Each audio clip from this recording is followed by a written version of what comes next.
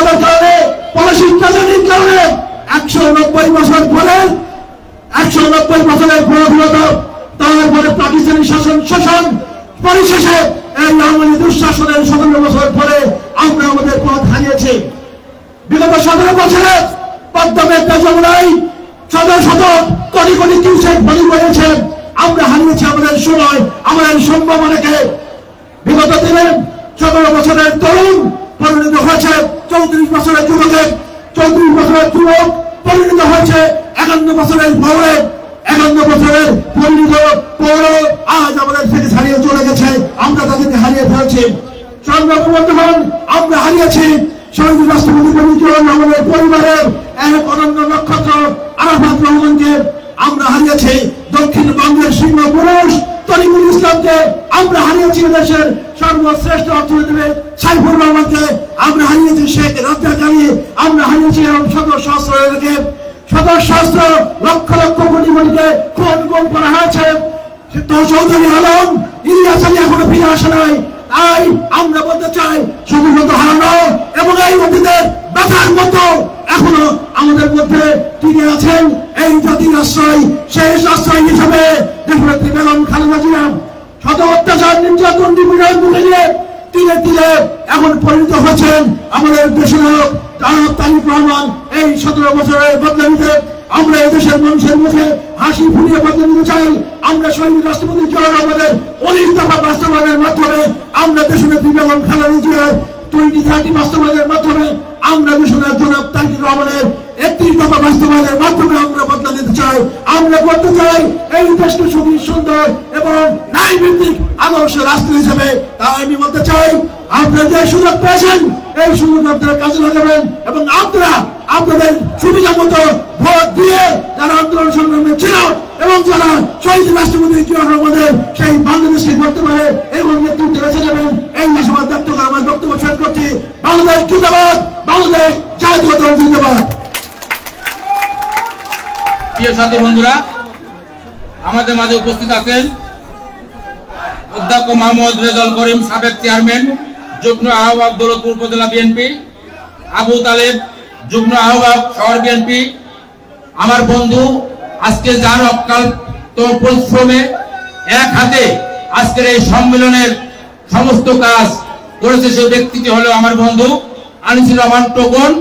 আমাদের মাঝে উপস্থিত আছেন আব্দুল রশিদ, সদস্য কুষ্টিয়া শহর বিএনপি। আমাদের মাঝে উপস্থিত আছেন নাফিস আহমেদ রাজু, সিনিয়র যুগ্ম আহ্বায়ক ঠোকসা পৌর বিএনপি। আমাদের মাঝে উপস্থিত আছেন মাসুদ পারভেজ রাসেল, মাহবুব খান খোকন,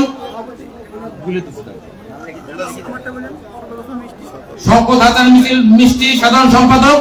প্রিয় সাথী বন্ধুরা, এ পর্যায়ে আমাদের মাঝে বক্তব্য নিয়ে আসছেন আজকের এই সম্মেলনের প্রধান অতিথি, কুষ্টিয়া জেলার সাবেক সংসদ সদস্য, কুষ্টিয়া জেলা বিএনপির সাবেক সাধারণ সম্পাদক, কেন্দ্র বিএনপির স্থানীয় সরকার বিষয়ক সম্পাদক, বীর মুক্তিযোদ্ধা আলাজ অধ্যক্ষ সুরাবুদ্দিনকে তার বক্তব্য দেওয়ার জন্য অনুরোধ করছি।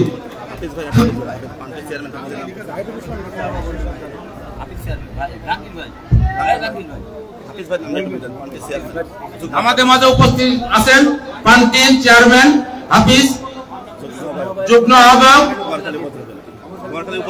কুমারখালী উপজেলা বিএনপি।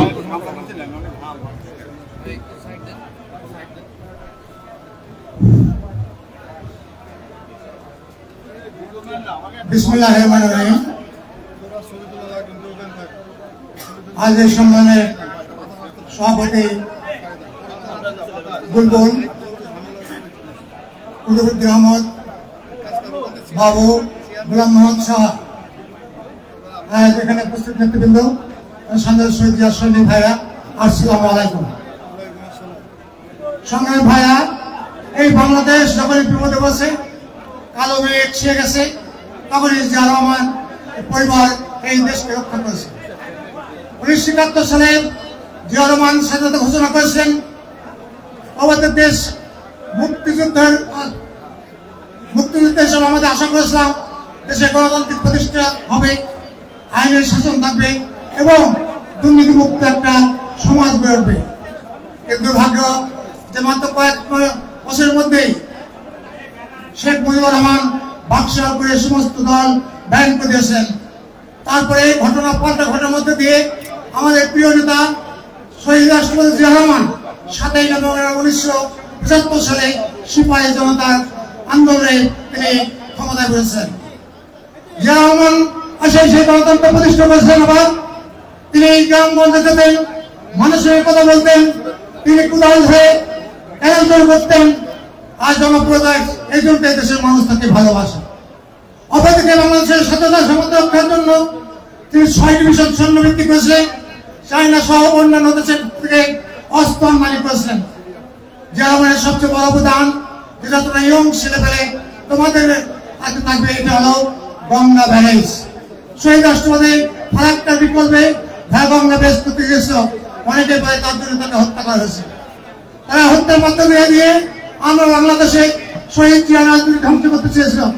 কিন্তু আমাদের প্রিয় নেত্রী দেশের নেত্রী বেগম খালেদা জিয়া বহিষ্ঠ নেতৃত্বে আমরা এই সালে পতন ঘটিয়ে আমরা আবার গণতন্ত্র প্রতিষ্ঠা করেছিলাম।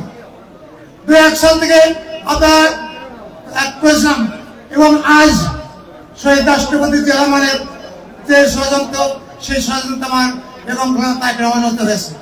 কিন্তু আল্লাহর মধ্যে তারা বাঁচিয়ে বেঁচে গেছেন। আগামী দিনে তারেক রহমান এবং আমাদের প্রিয় নেতা জনাব তারেক রহমান, বেগম খালেদা জিয়া আগামীতে বাংলাদেশের নেতৃত্বে আমাদের আবার গণতন্ত্র আমাদের দেবেন, এই আশা আমরা রাখছি। এখানে আমি একটা অনুরোধ করবো তোমাদের, আমাদের তো বয়স হয়ে গেছে, আমরা কয়দিন বেঁচে থাকবো?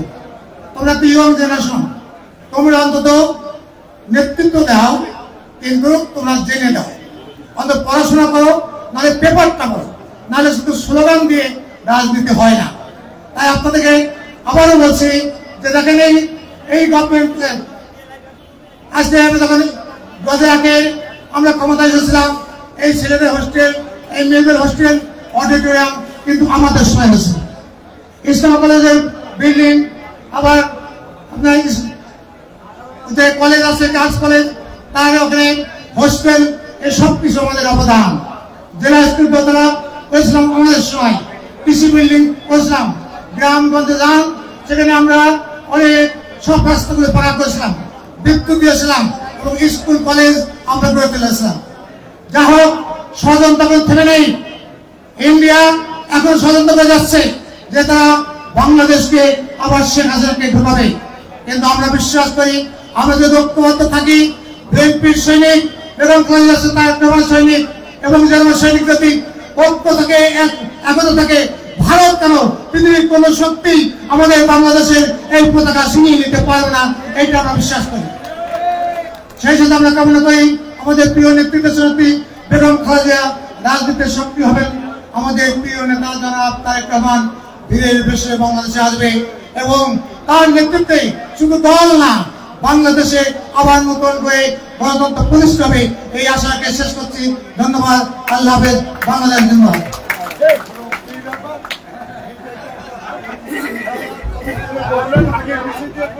প্রিয় সাথী বন্ধুরা, আমাদের মাঝে উপস্থিত হয়েছে